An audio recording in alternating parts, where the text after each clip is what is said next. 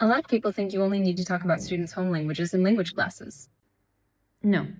Home languages are important to think about in all subjects, because students need to talk when they learn. Unless your class is a void of silence, in which case, what is that like? Anyway, we're talking about math today, written and spoken. Math is just numbers, right?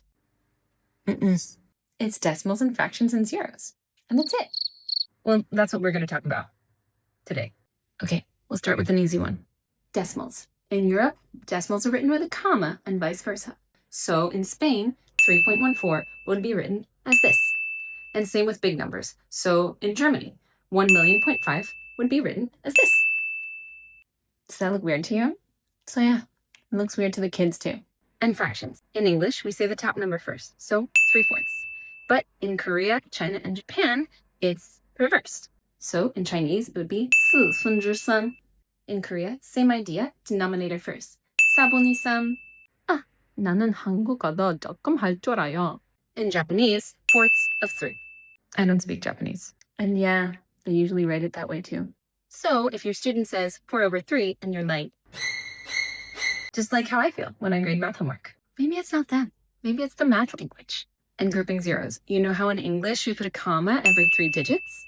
Not everyone does that. In places like Korea, China, and Japan, they group every 4 digits with a comma. So instead of thinking million, they think 110,000. It's not wrong, it's just another way to place value. So when a student struggles with reading a number like this, it might be the size of the number. Because actually, numbers are really hard to read for language learners. Ooh, maybe I'll talk about that in another video. It might be the format of the number. And what about the Indian numbering system? They group numbers like this. Okay? Okay? Oof. So if you're used to seeing commas every 3 digits, and then a student hands you something with a random comma in the middle, don't panic. It might be language interference, just how it works in their brains. Or it's also possible they're just super confused. So yeah, math isn't just numbers. It's language. So don't come at me and say, we should only talk about languages in English class. Or do. It's only my life's work.